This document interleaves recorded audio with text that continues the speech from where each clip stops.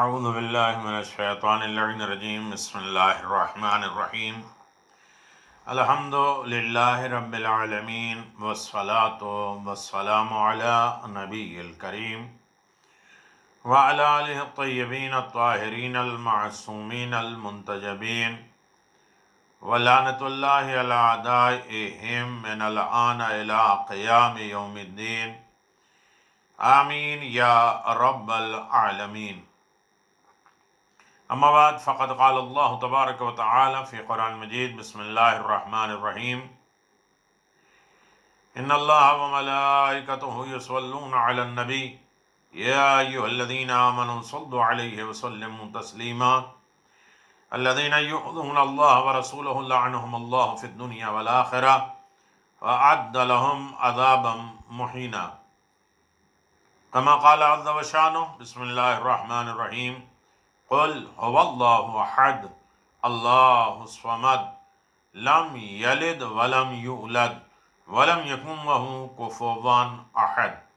صدق اللہ العلی العظیم وصدق رسولہ النبی الکریم. سامعین محترم، ناظرین گرامی قدر، دین کی جڑیں اور شاخوں کے سلسلے میں یہ ہماری الحمدللہ 32ویں گفتگو ہے، 32، جس میں توحید الہی، عدل پروردگار اور اس کے بعد نبوت الہی، پروردگار کی طرف سے نبی، رہبر، قائد، ہادی، اس کا انتظام ہونا. قدر گفتگو ہو چکی ہے کہ نبوت کی ضرورت کیا ہے، عقل و شعور کے بعد بھی نبی کا کام کیا ہے، نبی کی صفات کیا ہیں، نبی میں کمالات کیا ہیں، کن کن شعبوں سے وہ گفتگو کرتا ہے، اس کے پاس اعجاز ہونا کیوں ضروری ہے، معجزہ ہونا کیوں ضروری ہے، اس سے پہلے والے نبی اس کی گواہی کیوں دے، زمانہ معاشرہ ان کی گواہی کیوں دے، اور اسی طرح ان کی عصمت کے سلسلے میں. اور پھر نمونہ عمل ایک چاہیے تھا، بہترین علم و عمل اور کردار کا ایک سمپل، ایک نمونہ. جس طرح چھوٹے بچے ماں کی گود میں آنے کے بعد ماں سے کھانا پینا اٹھنا بیٹھنا سیکھتے ہیں، اسی طرح ہماری عقل جو ناقص ہے کس سے سیکھے گی؟ اور نبوت ایک طریقے کا اللہ کا احسان ہے، فیض ہے، کرم ہے اور مہربانیاں ہیں جو اللہ تبارک و تعالیٰ نے ہمارے لیے نبوت کا سلسلہ رکھا ہے. اب بات چل رہی تھی کہ نبوت میں کے نتائج کیا ہیں، اس کے اثرات کیا ہیں، اس کے فیوض و برکات کیا ہیں، اور کیسے کس اعتبار سے وہ ہمارے لیے فائدہ مند ہے. اس اعتبار سے گفتگو جاری و ساری ہے. اس میں نبوت کا ایک فائدہ یہ ہے، نبوت کا اثر یہ ہے کہ نبی اللہ کی طرف سے آتے ہیں، وحی لے کر آتے ہیں، پیغام الہی لے کر آتے ہیں، ہمارے رہنما، ہمارے لیے سمپل، ہمارے لیے سیرت دیتے ہیں، اچھائی برائی سمجھاتے ہیں اور ہمیں راہ راست پہ لاتے ہیں، اچھائیوں کی طرف گامزن کرتے ہیں.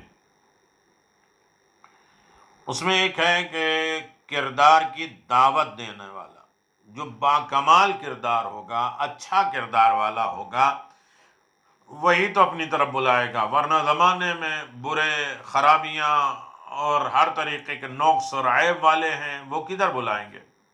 کردار، اخلاق، اچھائیوں اور نیکیوں کی طرف دعوت دینے والا نبی ہی ہوتا ہے. نبی کی اس لیے ضرورت ہوتی ہے. کبھی کبھی ایسا ہوتا ہے کہ نمونہ عمل نگاہ کے سامنے ہوتا ہے، ہم جس کے نقش قدم پہ چلیں، جس کی اتباع کریں، جس کی پیروی کریں، وہ نمونہ عمل ہماری نگاہ کے سامنے ہوتا ہے. لیکن انسان کا عمل اس نمونے کے مطابق نہیں ہوتا. وہ سمپل کے مطابق نہیں ہوتا ہے، اور نمونہ بھی ٹوکنے کی صلاحیت نہیں ہوتی۔ معمار کے سامنے جو مکان کا نقشہ رکھا جاتا ہے وہ اس سے ہٹ کر بھی مکان بنا دے تو نقشہ اس کو ٹوکنے والا نہیں ہے۔ جو میپ بنا ہے، جو نقشہ بنا ہے، جو انجینئر نے ڈیزائن کیا ہے، اس کے مطابق اگر نہ بنائے، اس کو تھوڑا سا ہیر پھیر کر دیں، بدلاؤ کر دیں، تو نقشہ تو نہیں ٹوکے گا، جو میپ ہے وہ نہیں روکے گا، اور وہ اس جہت سے مکمل طور پہ آزاد ہے کہ وہ ٹوکنے والا روکنے والا نہیں ہے۔ لیکن عقیدہ نبوت انسان کو اس نقطے کی طرف متوجہ کرتا ہے کہ یہ نمونہ کردار ساکت اور ثامت ہے، نہیں ہے۔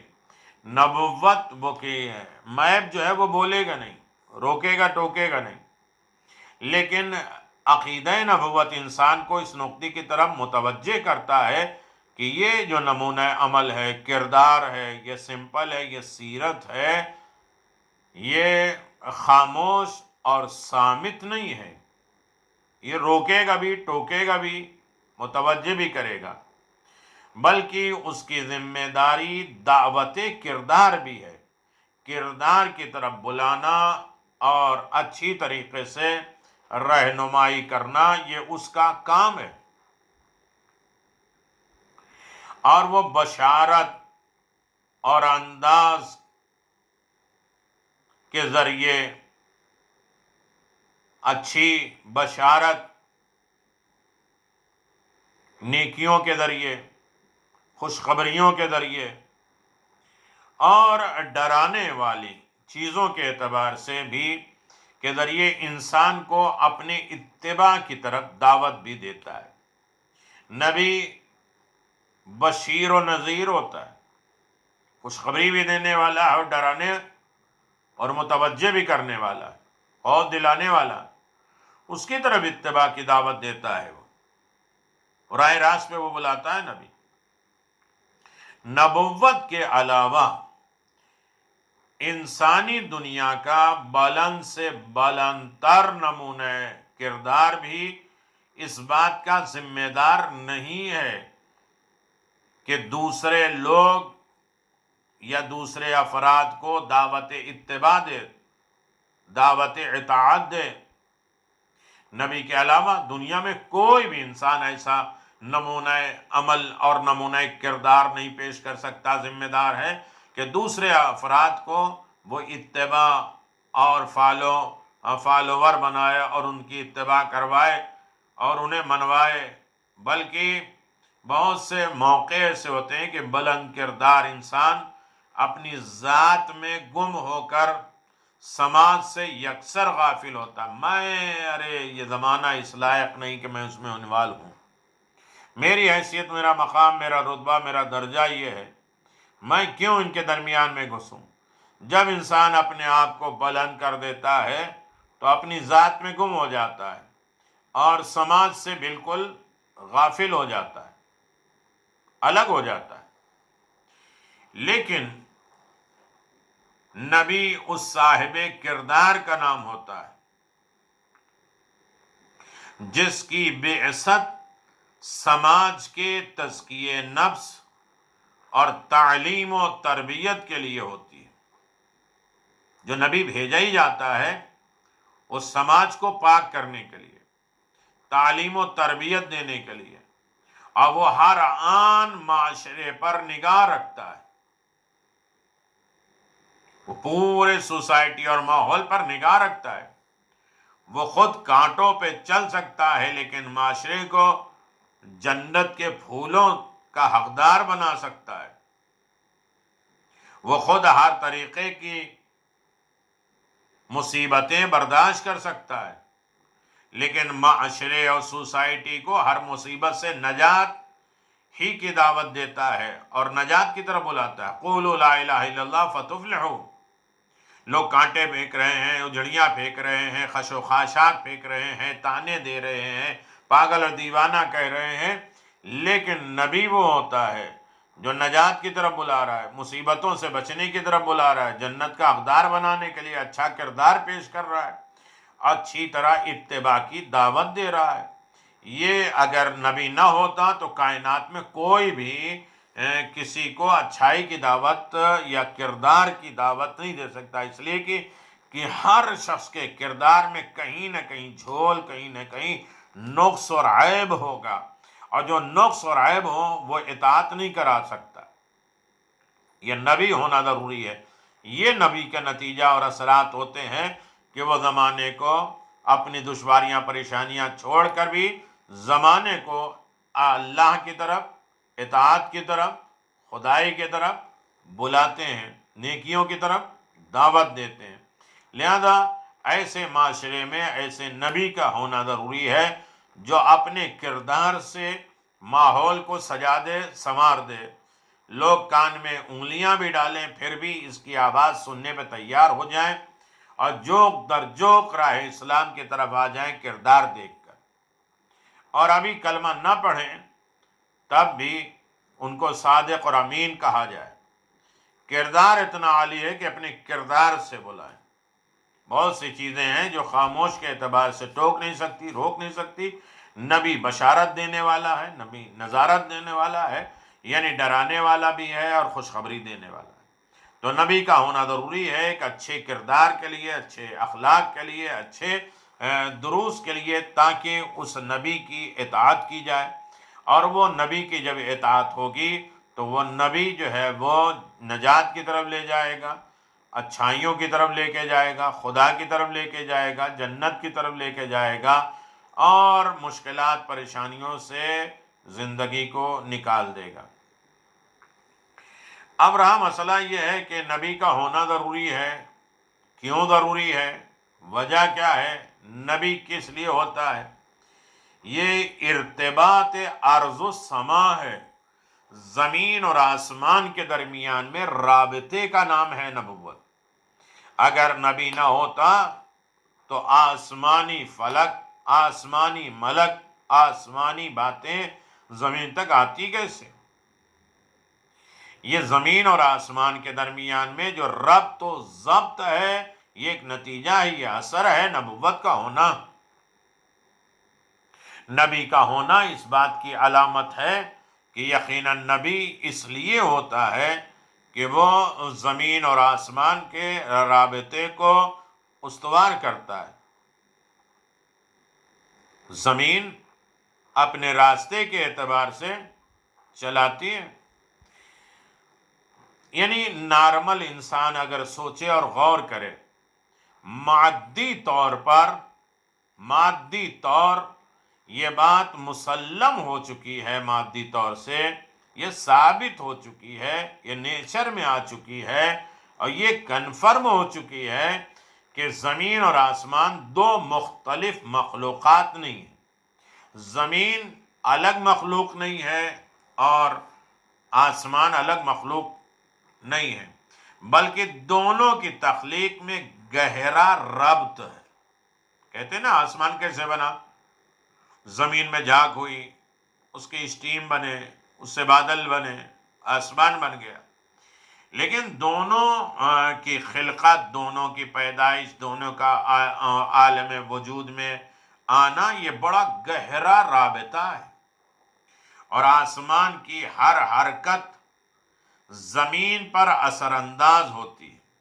آسمان میں جو بھی حرکتیں ہوتی ہیں اس کا اثر زمین پر ہوتا ہے، اور زمین کے ہر انقلاب کا نقشہ آسمان پہ دیکھا جاتا ہے۔ زمین پہ کیا ہو رہا ہے، اس کے سارے نقشے جو ہے وہ آسمان پر ظاہر ہیں، دکھائی دیتے ہیں۔ لہذا دونوں الگ نہیں ہیں۔ زمین کے رہنے والے آسمان کے چاند سورج ہی سے سردی اور گرمی حاصل کرتے ہیں۔ زمین پر رہنے والے آسمان سے بارش، سورج سے گرمی، چاند سے سردی، ہوا، فضا، یہ ساری چیزیں زمین والے آسمان سے حاصل کرتے ہیں۔ زمین کے مسافر آسمان کے ستارے ہی کی مدد سے راستہ طے کرتے ہیں. یہ ستارہ گائیڈ کرتا ہے سمندروں میں جہاز کا. زمین والے ستاروں کے ذریعے اپنا راستہ طے کرتے ہیں. چاند کی رفتار دریا کے جز و مد پر اثر کرتی ہے. دریا میں ہلچل، طوفان آ گیا، یہ کس کی وجہ سے؟ آسمان کی وجہ سے، چاند کی رفتار کی بنیاد پر. اور اس کے زیر اثر پیدا ہونے والے اندھیرا اور اجالا درختوں کی زندگی پر اثر انداز ہوتا ہے. یہ اندھیرا اجالا بھی آسمان ہی کی طرف ہوتا ہے. کھانے کی چیزوں میں، درختوں میں، جاڑ میں، پودوں میں اس کے اثرات ہوتے ہیں. لیکن یہ ساری باتیں مادی دنیا کی ہیں. مادی دنیا میں یہ ہے کہ زمین اور آسمان دو مختلف مخلوق ہونے کے بعد بھی دونوں میں آپس میں رابطہ ہے. لیکن زمین والے آسمان سے فائدہ اٹھا رہے ہیں. یہ مادی ہے. سوال یہ پیدا ہوتا ہے کہ کیا روحانی اعتبار سے زمین کی دنیا آسمان سے بالکل الگ ہے؟ روحانی اعتبار سے زمین کی دنیا آسمان کی دنیا بالکل الگ ہے، یا وہاں بھی دونوں میں کوئی ارتباط پایا جاتا ہے، کوئی رابطہ پایا جاتا ہے، دونوں میں کوئی کنیکشن پایا جاتا ہے؟ آسمان اور زمین میں کوئی رابطہ، کوئی کنیکشن، کوئی ارتباط پایا جاتا ہے. اگر دونوں کا عالم، دونوں کی دنیا، دونوں کی تخلیق، دونوں کا وجود الگ الگ ہے تو یہ بات ناقابل تسلیم ہے. یہ ایکسپٹ نہیں کی جا سکتی، یہ قبول نہیں کی جا سکتی. اس لیے کہ ہم نے دونوں کے گہرے رابطے کا مسلسل مشاہدہ کیا. زمین اور آسمان ہمیشہ آپس میں بہترین رابطہ رکھتے ہیں، مشاہدہ کرتے ہیں. اور اگر دونوں میں ارتباط پایا جائے، دونوں میں رابطہ پایا جاتا ہے تو اس ارتباط کا وسیلہ کیا ہے؟ دونوں میں کنیکشن پایا جاتا ہے زمین اور آسمان میں. تو اس کو جوڑنے والا کون ہے؟ اس رابطے کا وسیلہ کیا ہے؟ اور اس کا اندازہ کس طرح لگایا جا سکتا ہے کہ دونوں میں رابطہ پایا جاتا ہے، دونوں میں کنیکشن پایا جاتا ہے؟ عقیدہ نبوت اس سوال کا بھی جواب ہے کہ آسمان کے رہنے والے زمین والوں کی ہدایت کے لیے اس طرح بھیجے جاتے ہیں. عقیدہ نبوت اس سوال کا بھی جواب ہے کہ آسمان کے رہنے والے زمین والوں کی ہدایت کے لیے اسی طرح بھیجے جاتے ہیں جس طرح مردہ زمینوں کو زندہ کر بنانے کے لیے آسمان سے بارش آتی ہے. مردہ زمین ہے، آسمان سے سلسلہ بارش ہوئی اور اس کے بعد اس کی مردگی ختم ہوئی اور اس میں حیات پیدا ہو گئی. اسی طرح سے عقیدہ نبوت بھی آسمان کے رہنے والے زمین والوں کی ہدایت کے لیے آتے ہیں. اسی طرح بھیجتے ہیں جس طرح مردہ زمین زندہ بنانے کے لیے آسمان سے بارش کا سلسلہ ہوتا ہے. نبی کی زندگی میں بشارت چاند کی خنکی ٹھنڈک ہے اور نظارت، نذیر ہونا تخفیت آفتاب کی حرارت ہے، سورج کی گرمی ہے. وہ شبنم کی طرح، اوس شبنم کی طرح تازگی، حیات عنایت کرتا ہے اور برق طبع کی طرح قوم عنی کا حکم صادر کرتا ہے. بشارت دیتا ہے تو ایک سے ایک کٹ حجت لوگ، جاہل لوگوں کو راہ راست پہ بلا دیا. کسی کو ابو ذر بنا دیا، سلمان بنا دیا، مقداد بنا دیا، رائے حیات بانٹ رہے. اور جو سمجھ بوجھ کے لائق نہیں تھا اس کو قوموا انی کہہ کے اپنی درگاہ سے، اپنی بارگاہ سے، اپنی بزم سے نکال دیا. صرف میری بزم سے نہیں نکلے، میرے دل سے نکل گئے، میرے عہدے منصب سب سے الگ ہو گئے. یہ نظارت ہے. یہ زمین اور آسمان کے درمیان میں رابطے کا ذریعہ ہے نبی. نبی مرسل اس زمانے کے اعلی شخصیت ہیں جو زمین کے رابطے کو، جہاں بھی رہیں، آسمان پہ رہیں تو آسمان کی منزلیں نچھاور کر رہی ہوں، بارش، سورج، چاند سب کے محتاج ہے زمین والے.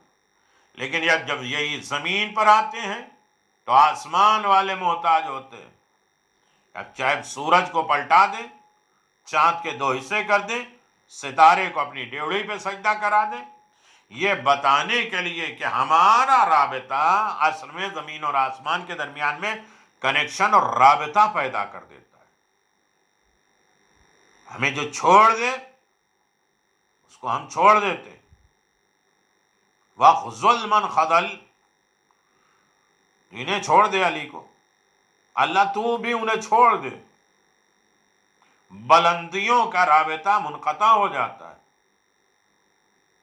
اور انسان اس عالم میں تنہا رہ جاتا ہے. نہ کوئی بشارت دینے والا، نہ کوئی رہنمائی کرنے والا، نہ کوئی ہدایت کرنے والا. یہ رابطہ نبوت کی وجہ سے ہے، آسمان اور زمین کے درمیان میں کنیکشن پیدا ہونا. اور نبی کی وجہ سے آسمان سے رحمتیں آ رہی ہیں، ورنہ رحمتوں کا سلسلہ ختم ہو جائے. بارش کا سلسلہ، چاند، سورج، سب کچھ انہی کی وجہ سے پیدا ہوا. تو یہ رابطہ باقی ہے نبوت کی وجہ سے. یہ کنیکشن زمین اور آسمان میں ہے، چاہے زمین مردہ ہوتی آسمان کی وجہ سے، یہ نبوت کی وجہ سے.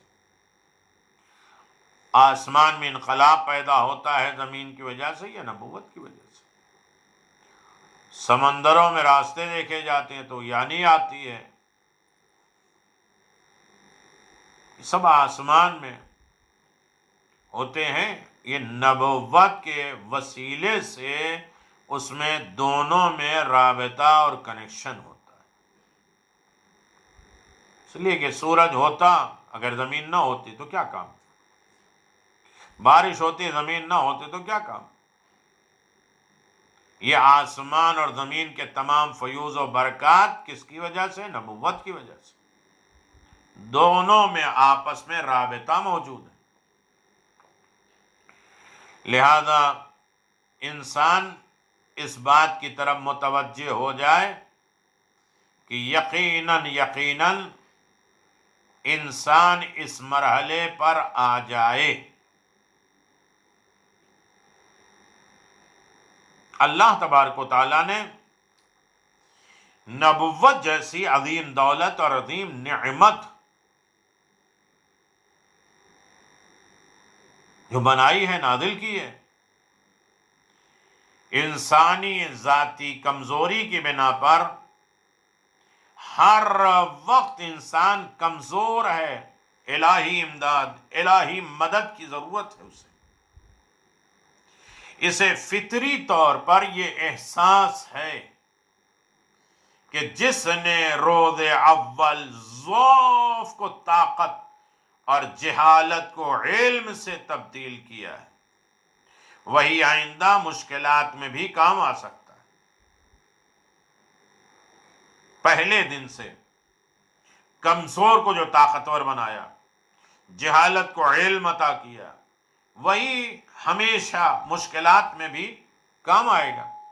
لیکن اسے یہ احساس کھائے جا رہا ہے کہ جو نعمتیں مالک کے رحم و کرم کا تقاضا ہے،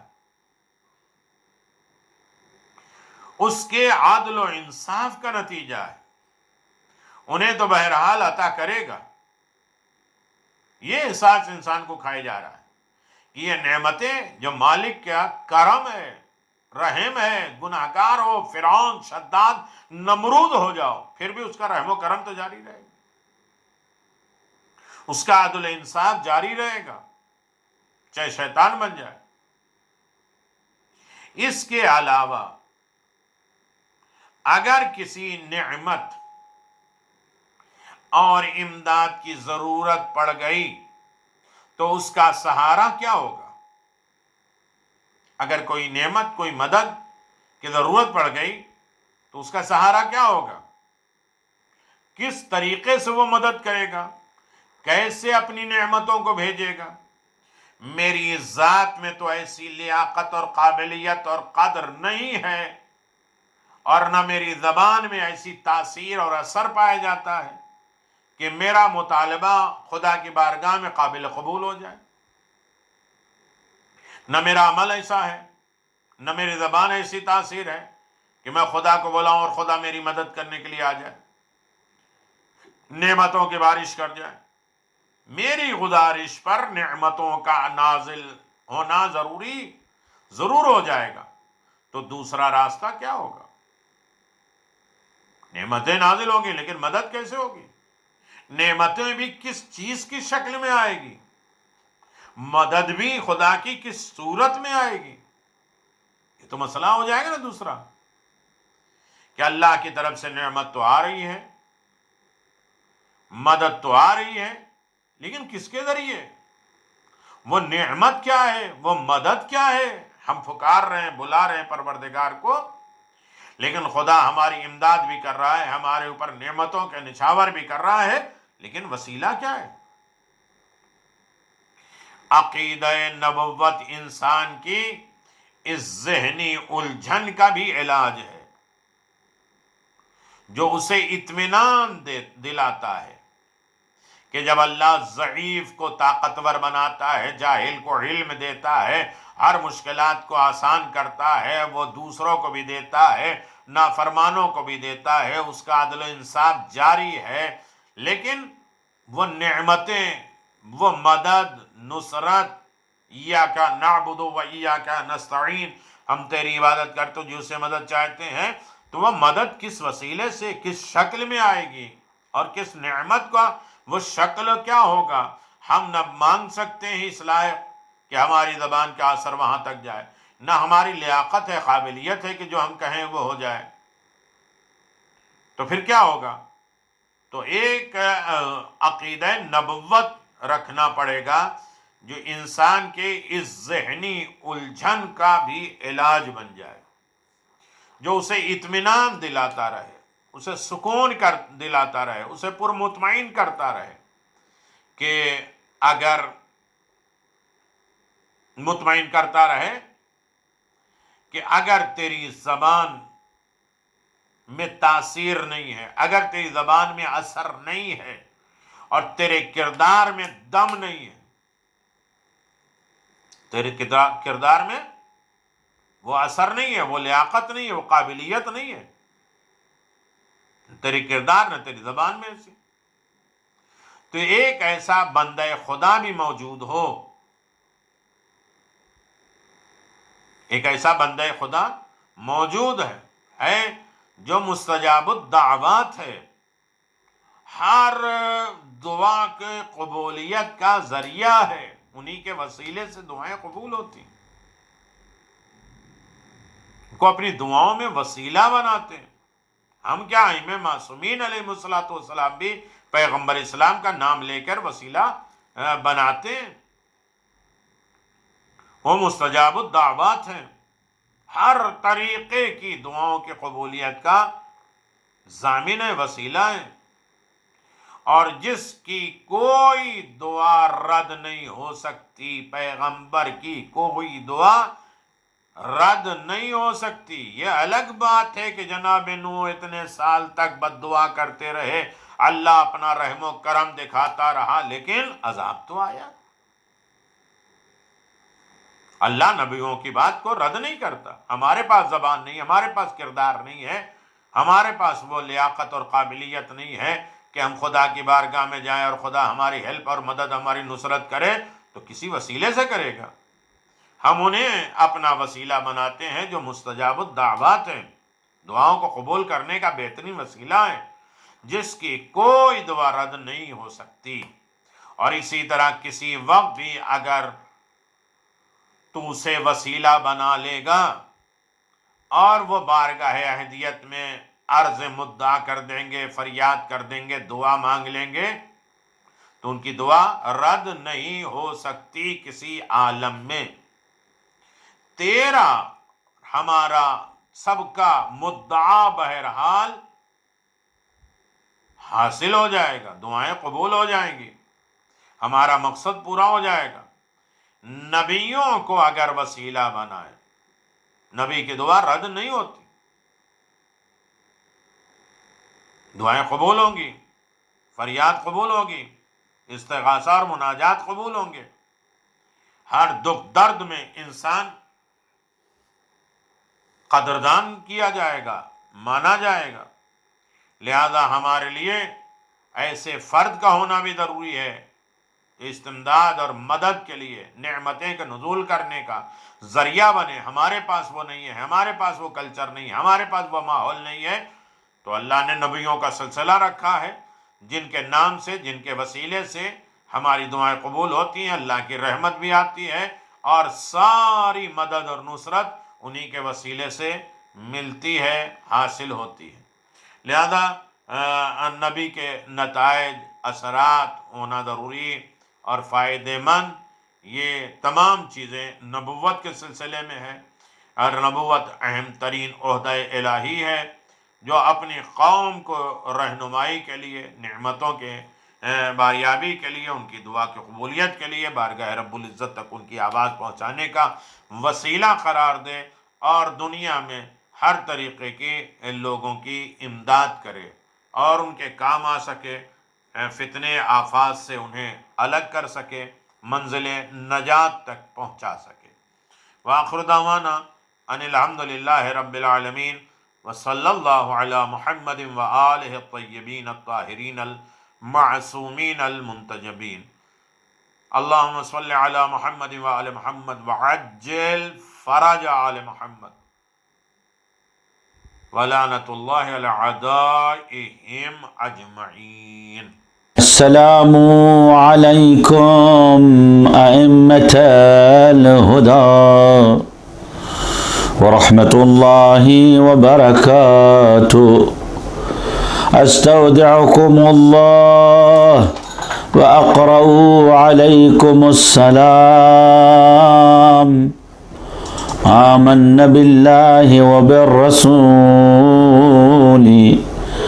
وبما جئتم به ودللتم عليه. اللهم فاكتبنا مع الشاهدين.